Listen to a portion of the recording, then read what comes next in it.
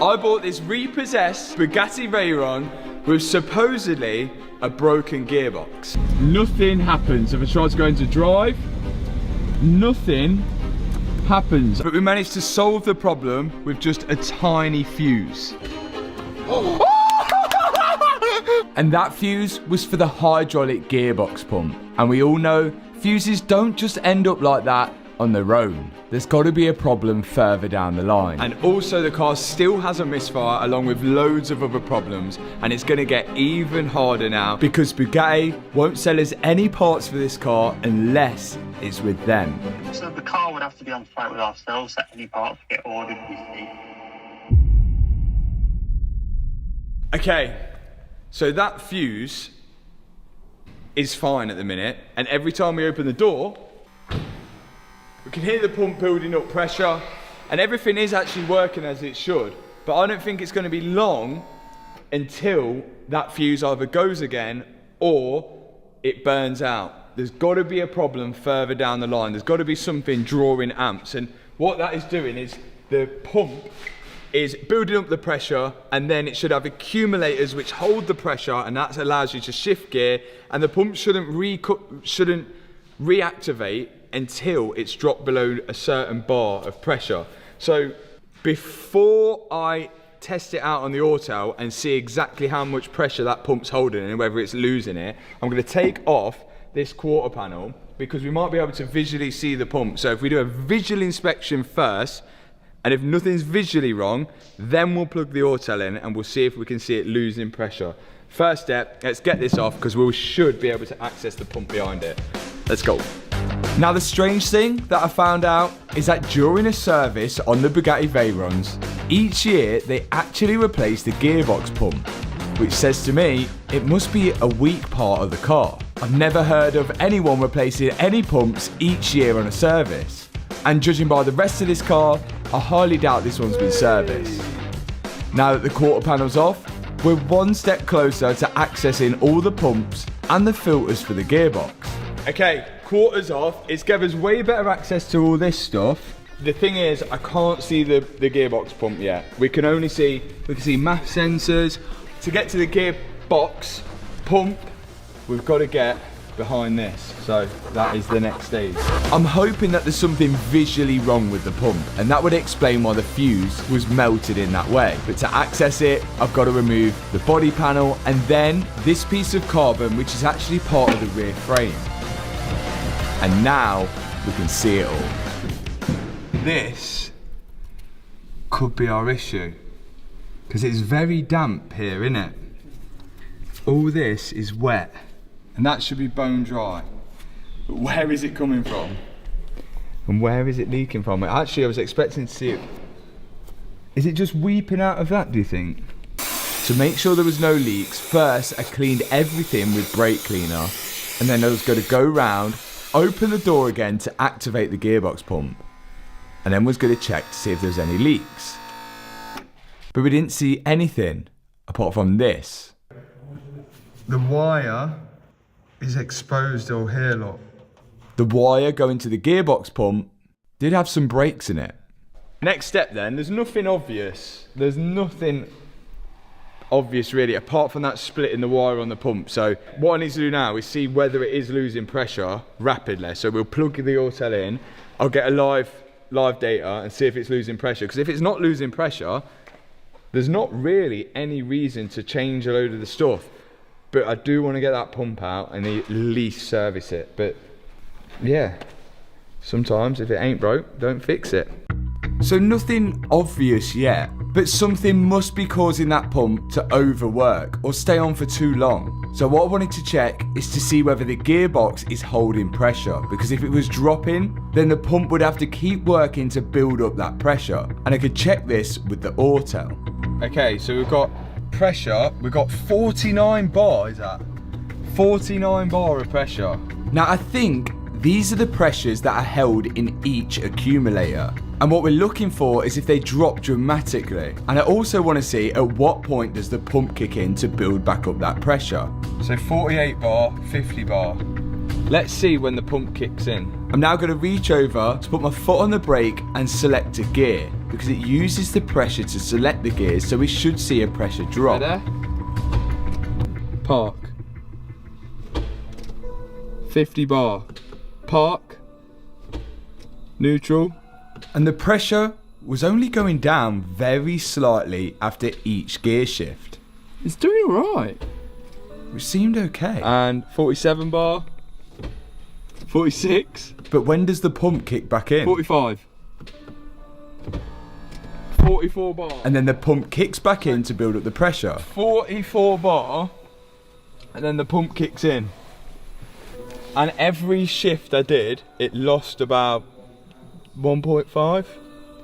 But we don't know if that's normal. And the only gearbox I know which is fairly similar to this is the SVJ, which uses solenoids to change gear as well, and also needs oil pressure. And I know Ricky at RE Performance knows these cars inside out, so I gave him a call. We'll be able to help with this because we figured it out is literally they're basically the same as a Gallardo, we think. So, this gearbox, when I turn the ignition on and the pump kicks in, I can see how much pressure the gearbox is holding. What was it? 50, about 50.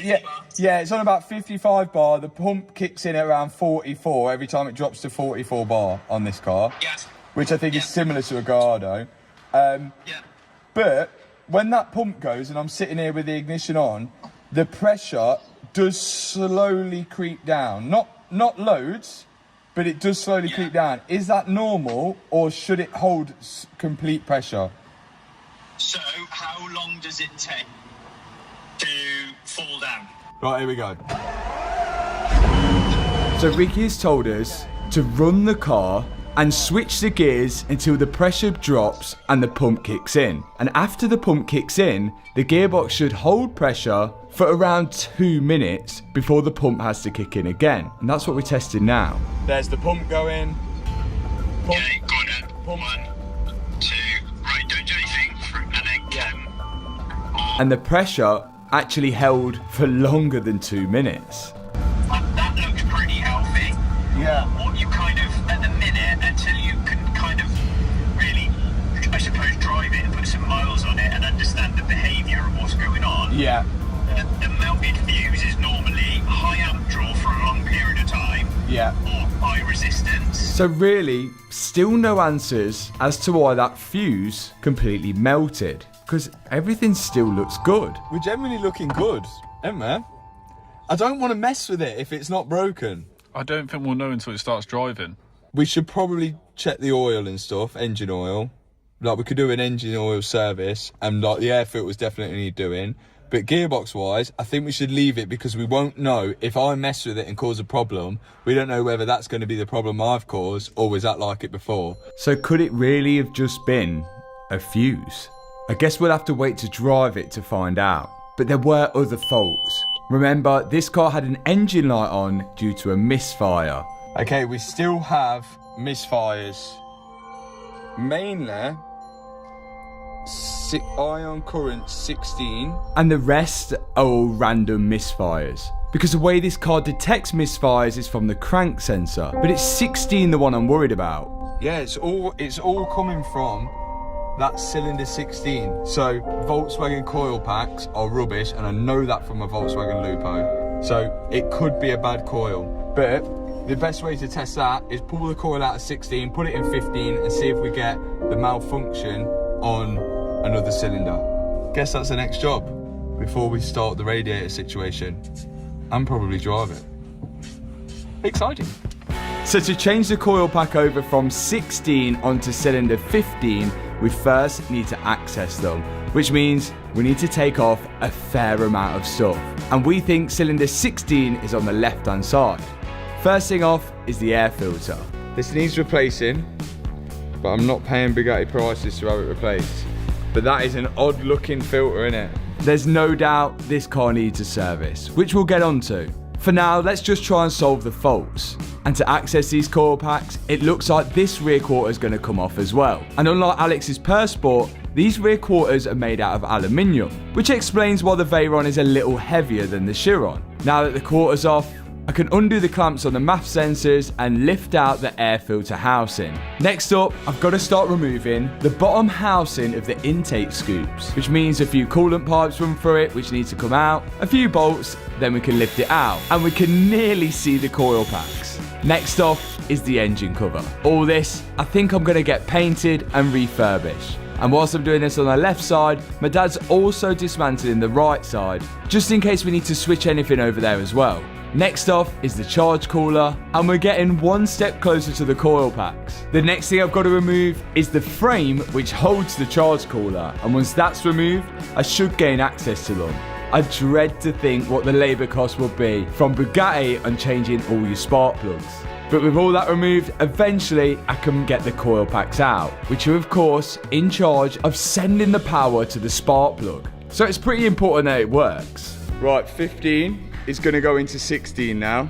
There's no visual problems, but we'll see. And if it stays on 16, then we're going to look at the spark plug. And then if it ain't the spark plug, then we have something wrong with the ECU going on, which sends the signal to these. Or something else, like an injector.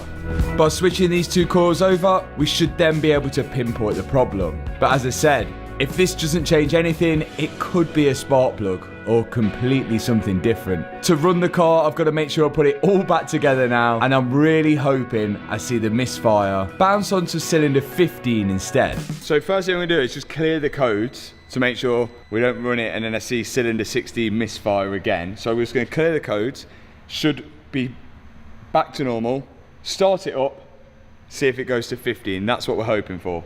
That's what. Okay, so no faults. Let's start it up, see if it runs terrible, and then hopefully it's 15, because that would be so easy if it was. Here we go.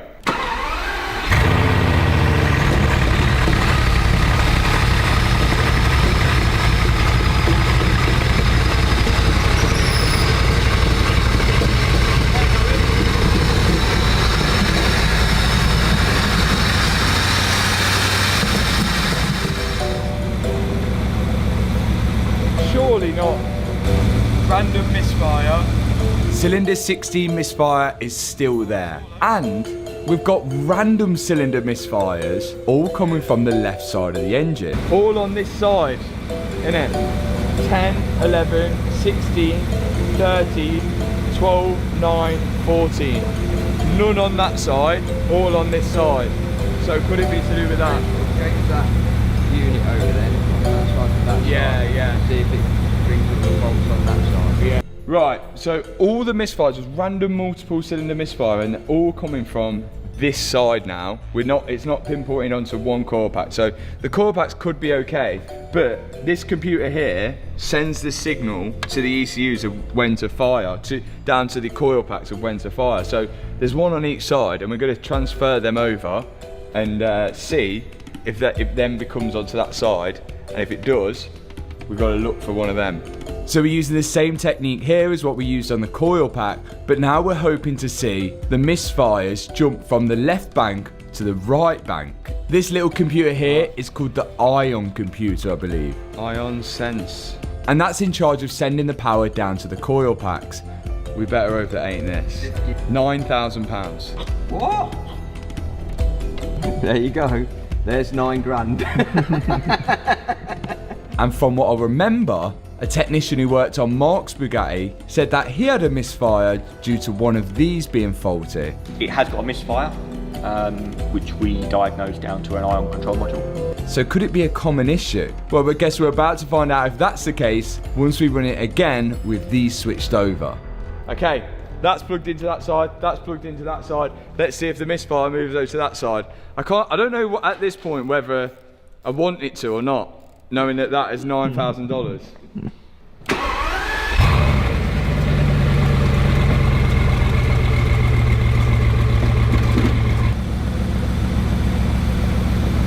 No faults.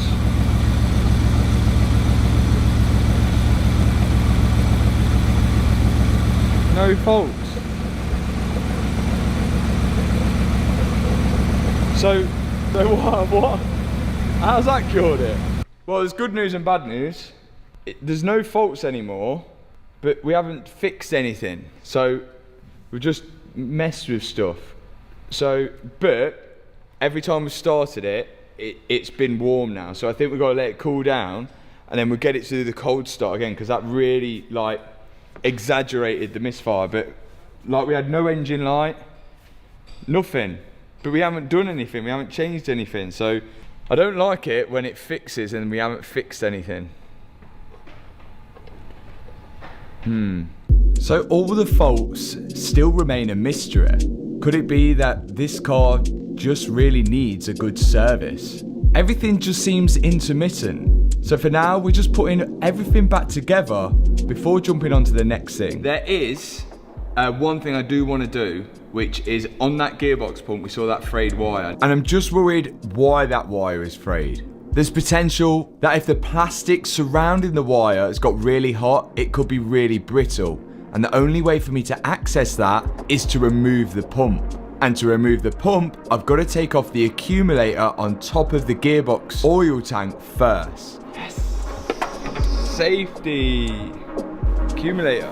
And now, the gearbox pump can finally come out. Well, I think we found the issue. Oh, look at all that. It's rock hard. All that is rock hard from heat.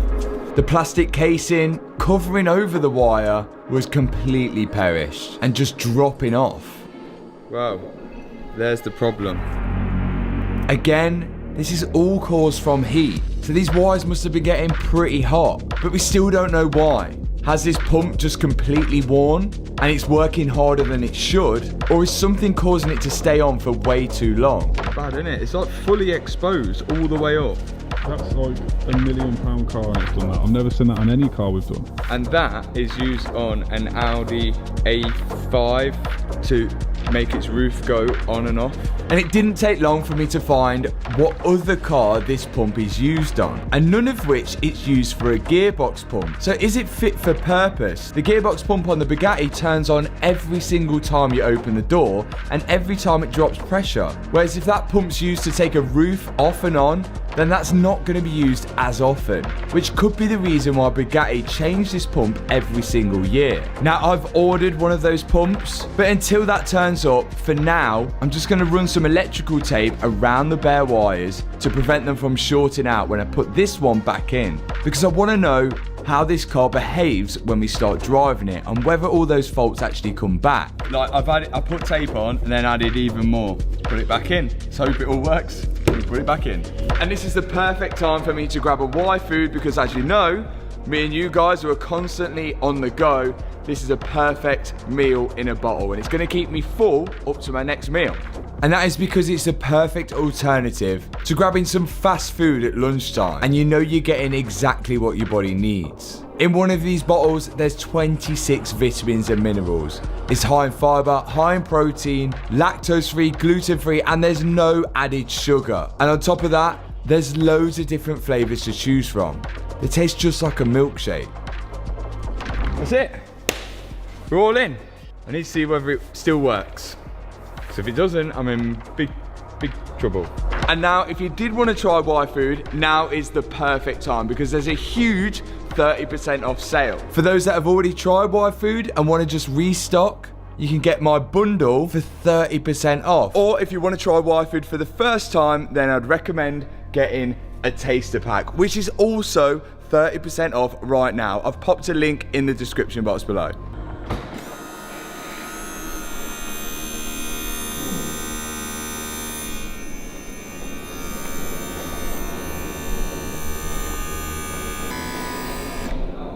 Looking good. Yes. Still selects. And now we're going to get a proper cold start.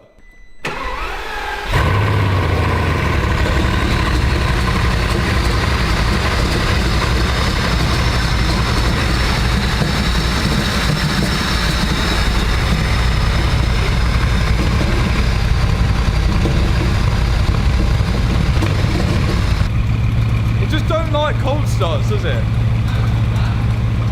Why does it do that? Sounds smooth now, Weird. Yeah, like there's there's no engine light, so there's no codes. So as far as it's aware of, it's got no misfire, but it's just a cold start, isn't it? But I don't know, I've never heard one cold start before. So is that just a normal thing? Like, does it take a while to go? Is it going to get better as we get through the fuel and the heat cycle? Yeah, it's like fine now. It's all still a mystery. I guess I could have just got an insane deal on this Bugatti after all. But I guess we won't know the true extent of the problems until I take it for its first drive. But before we do that, I've still got another fault to fix. We've got that leaky radiator on the front, which I think means I've got to fix it. And to fix it, I've got to get to it, which I think I've got to take off the front bumper to do it. So I think I'm going to take headlights out to get to the bumper. I don't think it comes out apart the same way the Chiron does from looking at it. I'm just going to attack it and then hopefully no other hidden surprises under it. But I can see it's definitely been apart before. If you look at, like, there's a bolt there which ain't the same bolt as that one there, and in the headlights there's like bolts missing all over the place. So we'll take it all apart, we'll put all the right bolts back in, and hopefully we can fix this rad. Let's go. When the Bugatti was first dropped off to me, it always had a coolant light on the dash. And we discovered there was a separate coolant tank underneath the intake, which was for the charge cooling, which cools the turbos. But when I moved the Bugatti out of my garage, I noticed that there was coolant on the floor, so there must be a leak. And we think it's coming from the front radiator. So to get to it, I've got to remove everything on the front. First thing that's got to come off are the window wipers. Then, just to make it easier for us, I'm going to remove the bonnet. After that, all the storage in the middle has got to come out. And we still can't see the radiator, so it looks like the front bumper is going to have to come off. To get the bumper out, I've got to remove the headlights. Because once these headlights are out, I can then see the bolts which hold the bumper in place. So both of them are out come the bolts, then off comes the bumper. Oh yeah. That was a lot of nothing, wasn't it? No electrics. Yeah. I like it. Yeah, but it's probably more expensive because of that, isn't it? The less you get, the more expensive it is. That's really light as well. But even with that front bumper off, it looks like getting to this radiator isn't going to be as easy as I first thought. It looks like this hatch here, you take this hatch out and then you unclip the radiator and then it all lifts up out the top here. But I'm just looking, it does look like this is going to block it, and this is part of the wing, so I may have to take the wings off as well. I started unbolting that hatch, but it still doesn't seem I can get to it, so the wings have got to come off. I can get the right hand side wing off no problem because the door's opening enough for me to get the bolts at the back of it, but the right hand side I couldn't quite get to a few bolts, so I'm gonna have to lower it down, and this is really the first drive. Right, first drive. We've got no engine light, got coolant light, but that's what we're trying to fix. The car selected reverse, no problem. And started rolling backwards. This could be good after all. How was the first drive? Great! Really smooth. Oh, that looks well cool, doesn't it? That looks well cool. It's running so much smoother. And now that the Bugatti's off the ramp, I can access the bolt on the inside of the door. Loosen that off, and then eventually I can lift off the front wing. 2 wings off!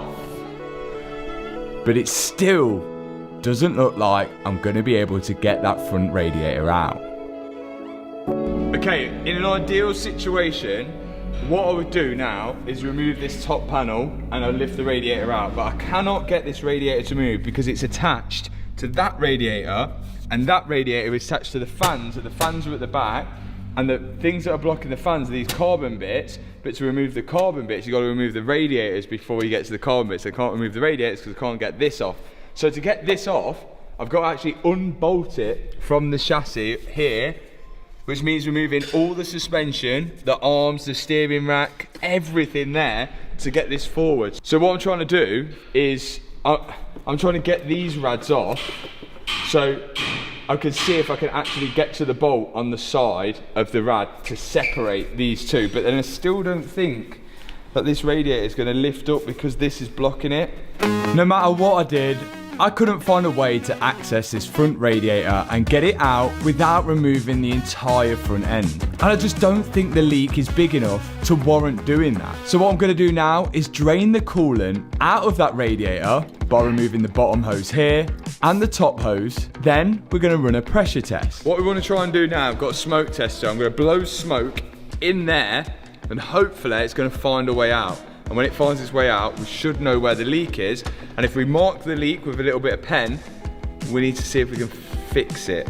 I don't know if this is going to work. I hope it does. Otherwise, we've got to take the whole front end off. So here's the smoke tester, which is going to blow smoke down through the radiator. Then if we've got a hole, we should see the smoke coming out of that hole. So here goes nothing. Smoke mode. To be honest, I think the hole was so small, it was even difficult to see the smoke. It must just be a tiny pinhole from a stone. I think it's such a tiny hole. It's such a tiny little hole. And now I've got to find a way of fixing that little hole. When exposed to air and high temperatures at the leak point, the chemical components bind together and surround the material, forming a solid plug that repairs the hole. It is designed for permanent repairs to radiators, hoses, heater cores, water pump gaskets, without requiring flushing or draining the system. Radweld is a crazy move on a Bugatti, but yeah, I'm down. Radweld side effects include clogging heater cores. Well, this ain't going to go through a heater core because it's turbo cooling. Clogging radiator tubes, don't worry about that. Water passages, don't worry about that. Cabin heat, don't worry about that. And potential engine overheating due to restricted coolant flow. Don't know. Do you know, like, if you read you shouldn't read the side effects, should you? No, just shouldn't, because then it's in your mind. Yeah, exactly. Because if we didn't know the side effects, we wouldn't be worried. We wouldn't be worried about it. Yeah, yeah. No, you're worried. I'm down for Radweld in that. It's such a small leak.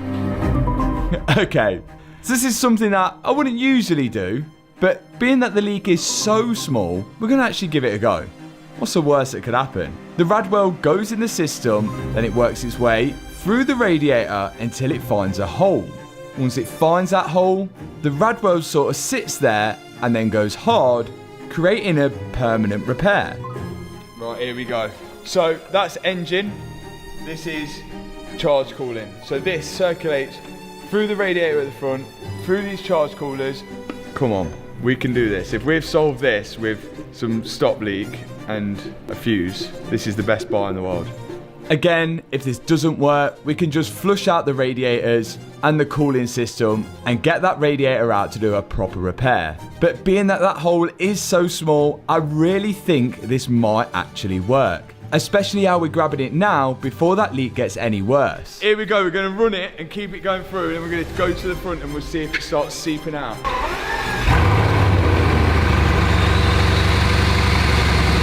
In order for the Radweld to work, it's got to get up to temperature. So we let it run for a little while in hopes that it'd seal the leak.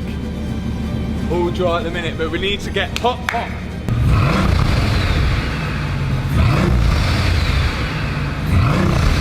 And as time went by and the temperature went up, things were looking good, to be honest. How are we looking, Eve? Looks alright to me. Can't see anything obvious yet. Hopefully it sorted it. The car was running at temperature for a long while. I actually think that might have cured it. Okay, this is going to be the true test now. We've put fuel in it. We've put 99 RON fuel in it. We've got the rad seal in. We've got the fuse in. We've fixed everything we think needs fixing. And I'm hoping once we take it for a little drive around the sort of courtyard, everything works. And if everything works, we can start looking at servicing the car, because then we know it should be faultless and then run even better once we start servicing it. So this is going to be the first time driving a Bugatti Veyron, and it looks like this. Didn't imagine it to look like this, but at this point we don't know what happens. So let's get in and let's drive it. So this is it. The first time ever driving a Veyron. No, this really is a big moment, okay? A properly big moment. Here we go. It seems only 5 minutes ago, I got to drive Alex's Chiron. But this one's gonna feel a whole lot more special because it's mine. Not just the best car that's ever been made, but very possibly the best car we'll see in our lifetime. You can't see anything out of this. There's no reverse camera, no parking sensors. I never thought I'd drive a Veyron, let alone own one. So this moment is huge. Here we go. Come on. And from the moment I picked up this car, I was expecting the worst. But the fact that this is even driving after a few minor fixes is amazing. But I don't think that's going to be the end of it. Engine light has gone solid now, so the misfire's kind of stopped. For now, let's enjoy the first drive. Change your gears smoothly. It's rock on, isn't it? It's so stiff. It's rock on.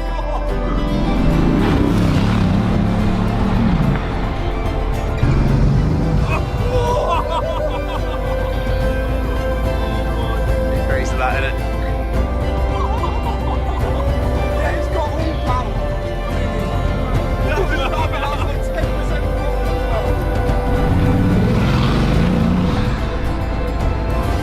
like 10% there's so much torque. There's like no lag or whatsoever. No, it just goes whoosh.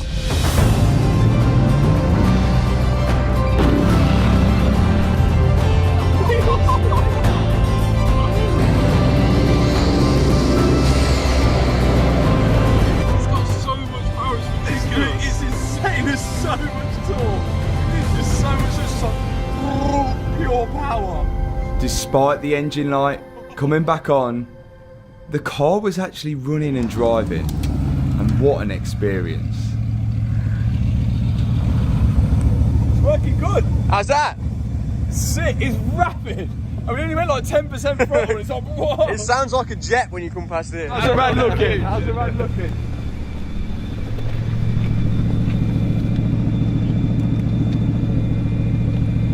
It's looking a lot better. We're looking good. I think it needs a service, a clean up, a tart up, and then we're gonna have to make it Veyron a bit. Look at that, looks crazy, doesn't it?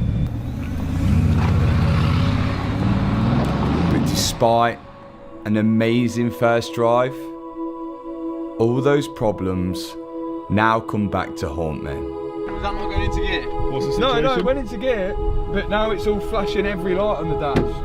The transmission light Oh, it's got all this and the flashing engine light, light malarkey. were now back on. After I restarted the car, I heard the gearbox pump start up, but it never switched off. Almost like it built up too much pressure. I don't know why. So Summit is definitely getting stuck. Yeah, but I don't think the pump's a problem because the pump clearly works, doesn't it? But the pump is pumping because Summit's telling it to keep pumping. So it's either got to be the pressure sensor or Summit's stuck or pressure relief or something. Because Summit's telling that pump to keep pumping when it doesn't need to. It could even be a sticky relay, which is sticking on and overpowering the pump. The only good thing is that the car still goes into gear and still moves. But this would explain the problem on how that fuse actually burnt out, if that pump is staying stuck on.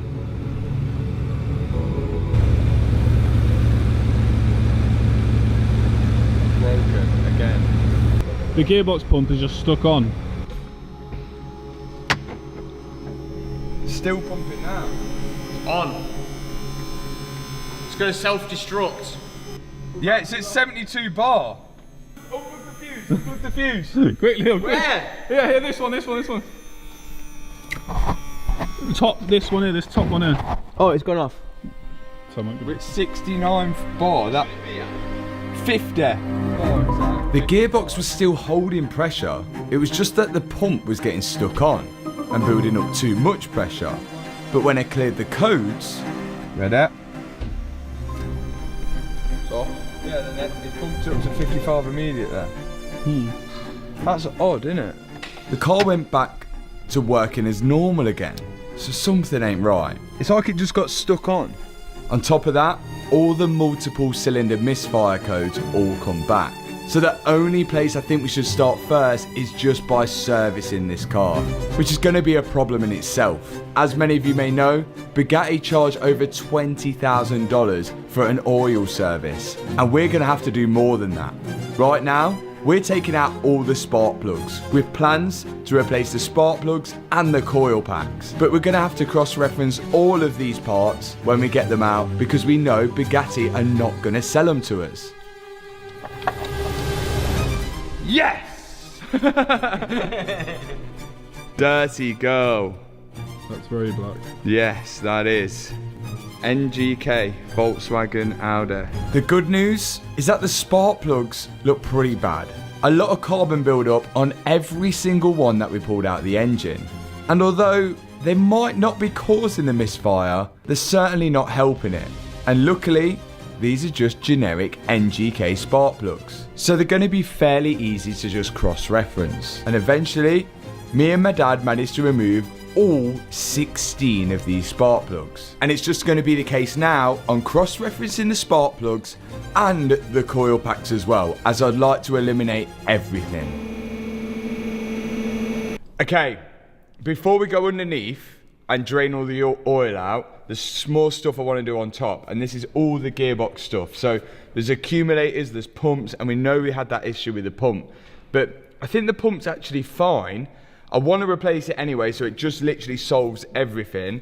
So I'm going to get the pump off, the accumulators out, there's filters in here. I think there's actually 3 filters here, and then there's another one underneath. But in order for us to know what they're off and how we're going to get them, I've got to take them out first. I don't know whether loads of oil is going to fly out of it, because I've not drained the oil, but I guess we'll figure that out. So, accumulator off first. I'm going to see whether we can cross-reference all of it once we get it off. Let's go. First step, unscrew the accumulator. One accumulator out. Only markings on it is that. No brand or anything. Once that accumulator's out of the way, I can now access the other one which is sat next to it. And that one unscrews as well. I don't see any purpose in actually replacing the accumulators because they do seem to work. And I'm unsure whether Bugatti actually changed them during the service. But what I do know is that they changed the gearbox pump, which is what we've got out again now. So far, so good. Next step are all the filters in the gearbox, and there's a lot. Starting off with the top one here, I've undone the plug, then I have to slide in a bolt to be able to pull out this tiny filter, which is like a metal one. I'm pretty sure we'll be able to source this filter or even get one made. Next step, another gearbox filter below it. You can already tell how important it is for the gearbox fluid to be clean, just by the amount of filters that's there. You think PAL is a Russian company? Ooh. Yeah, if I did my research right, I think PAL is a Russian company, but I could be wrong. The good news is it's stamped with a part number and the logo of the company that made it, so I don't think we'll have any problems finding that. And there's still another filter to go. Unbolt the house into it, and then you can see it just slid in that hole there. And with all those filters, of course, there's a lot of fluid. I slide in a bolt into the filter, which allows me to pull it out. And it's another metal one. Again, I think probably made by the same company. That's most of the filters out of the tank. Time to take the car in the air because we're still not finished with them. Time to find the drain bung for the gearbox oil. That way I can get all the fluid out of it. And it's right at the bottom of the tank. I need to make sure I capture all of the oil so I know exactly how much I need to put back in. Oh, wait on me!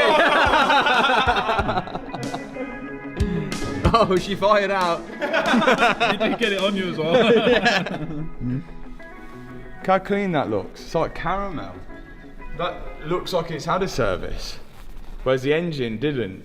Maybe that's one of the first things they did to try and fix the gearbox issue, is they serviced Maybe it. they serviced it. But then that why would they pump, not see the wires? yeah, that pump wasn't serviced, was it? Unless they just changed the oil. But that oil is well clean. We're still not done with the gearbox. More fluid needs to come out of it. Half of this car's weight must be in fluid. There's another drain plug here on the gearbox and even more oil come out of that. And then another one here. But not much came out of this one, but it looked to be a filter housing. So we undid the bolts for that and out dropped another filter. Again, just showing the importance on how clean this gearbox fluid actually has to be. Luckily again for us, it's got some part numbers and a company on it. And then finally, there was one more drain pull.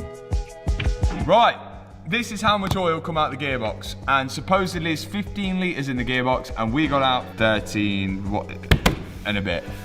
So we're about there. So that's how much we need to replace. We need to find out what oil grade it is, which I'm sure we can find out. But that's the gearbox pretty much done with. Next up, engine oil. And if you thought there was a lot of gearbox oil, here we go with the engine. Oh. Apparently, there's 16 sump plugs. Out comes one, and not much fluid came out of that. So we did another 5 more. Oh, yeah. That's not as good as the gearbox, yeah. That is. This is only on like 24,000 miles, and that's probably 24,000 miles worth. Yeah. And you can already tell by how dark the oil actually is in the engine that it's pretty old, and it probably hasn't been changed in a while, if ever. Next up, the oil filter. Oh my days. Look at the state of that oil filter. But that has seen some heat through that. Another filter we've got to find. And this one's a big one. Luckily, no metal in it though. But still, we've got more drain plugs that we need to unscrew. To get all of this oil out, there's a lot. But I still don't think this is worth anywhere near 20 grand to service. Oh, the plug is stuck somewhere. But I guess if you've got a Bugatti, then you pay Bugatti prices. And not to mention, to get to all of these sump plugs, we would have had to take off the under tray as well. So there is still a fair amount of labour just to get to these plugs, but not 20 grand's worth. Yes! And the last thing I'm doing here is the Howdex. Not much in that, is there? Which is almost like a separate gearbox, but for the front wheels. Oh! Is that the filter? This looks pretty similar to what they put in the Audis. So I think we'll be able to find this. All of this, I've now got to figure out where we can get from, not from Bugatti. So we've got to Google every bit of number, cross-reference every part. Luckily, there's all brands on it. So there's Corralon, there's POW, there's whatever that is. We've got to get it all and put it all back in it. She should drive as good as new afterwards, we hope. So we made some good progress, but we still can't really get to the bottom of all these faults. But hopefully, after we've sourced all these parts and done the service, I will finally have a working and running Bugatti Veyron. Thanks so much for watching this video. If you enjoyed it, hit that subscribe button, hit that thumbs up button, and I'll see you in the next video. Peace out. You need to get hotter. I think you need to get hotter. What are you lot doing? Like a drug